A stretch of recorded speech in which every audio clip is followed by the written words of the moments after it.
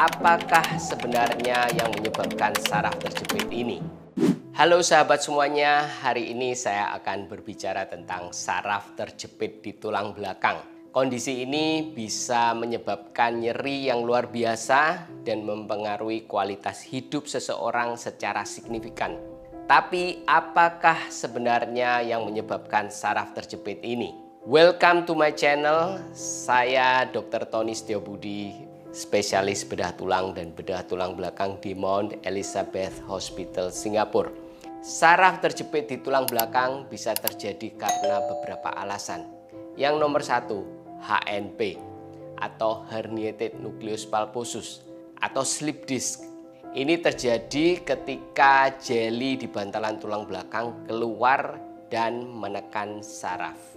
Ini bisa disebabkan oleh cedera pada bantalan tulang belakang saat mengangkat barang berat, saat kita membungkuk, saat batuk, bersin, dan kadang-kadang kita tidak tahu apa penyebabnya. HNP atau slip disc menyebabkan rasa nyeri yang menjalar ke kaki dan ini dinamakan sciatica. Biasanya terjadi pada satu kaki. Sciatica ini seringkali terjadi secara tiba-tiba dan sakitnya parah sekali. Penyebab saraf terjepit kedua, spinal stenosis, yaitu penyempitan rongga saraf di tulang belakang. Ini bisa disebabkan oleh proses degeneratif atau proses penuaan. Persendian kita membesar, ligamennya menebal, bantalan tulang belakang menonjol dan menipis. Dan semua perubahan ini membuat rongga saraf di tulang belakang itu menyempit. Oleh karena itu, spinal stenosis seringkali terjadi pada orang tua dan dapat menyebabkan tekanan pada saraf tulang belakang. Karena proses penyempitan ini terjadi secara perlahan-lahan, kadang saraf kita bisa menyesuaikan atau beradaptasi dalam keadaan terjepit. Keluhannya biasanya tidak terlalu parah sampai suatu saat saraf ini tidak bisa beradaptasi lagi. Dan pasien tidak bisa berjalan jauh, betis, paha, pantat terasa kram. Pasien harus duduk beristirahat, lalu jalan lagi.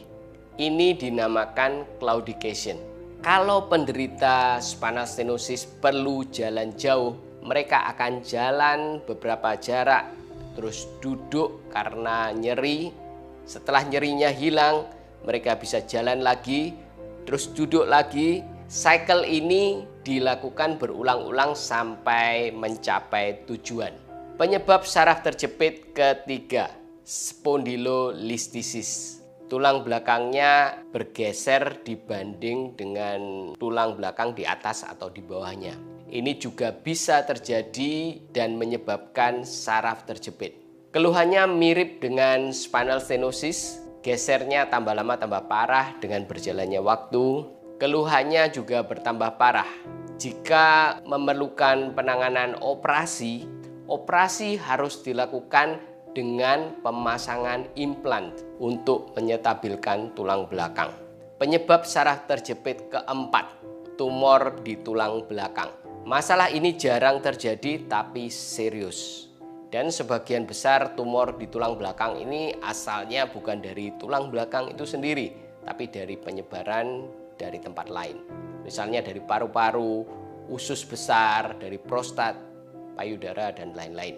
Jarang sekali tumor di tulang belakang ini yang berasal dari tulang belakang itu sendiri.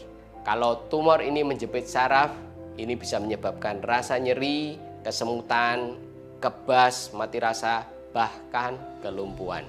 Penyebab saraf terjepit kelima, infeksi di tulang belakang.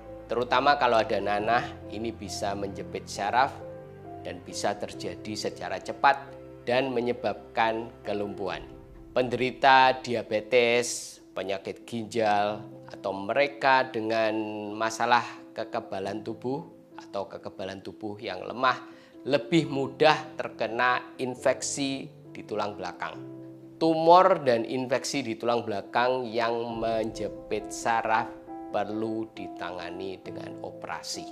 Jika penyebabnya bukan tumor atau infeksi, Pada tahap awal, saraf terjepit di tulang belakang dapat ditangani dengan cara konservatif seperti istirahat, fisioterapi, dan obat-obatan. Namun, dalam kasus yang lebih parah, penanganan operasi perlu dilakukan. Ingat, menjaga kesehatan tulang belakang adalah kunci untuk mencegah saraf terjepit. Ini bisa dilakukan dengan senam penguatan core muscle, menjaga postur yang baik, dan menghindari aktivitas yang meningkatkan tekanan berlebihan pada tulang belakang. Jika Anda mengalami gejala yang menunjukkan saraf terjepit, jangan ditunda, cepat periksa ke dokter untuk mendapatkan penanganan yang tepat. Saya Dr. Tony Setiobudi, semoga apa yang saya sampaikan ini berguna bagi Anda semuanya. Silahkan tulis komen, pertanyaan, dan jangan lupa subscribe dan like, share this video ke teman-teman yang lain yang mungkin membutuhkan informasi ini. Terima kasih telah menonton video ini dan sampai jumpa di video berikutnya. Bye-bye.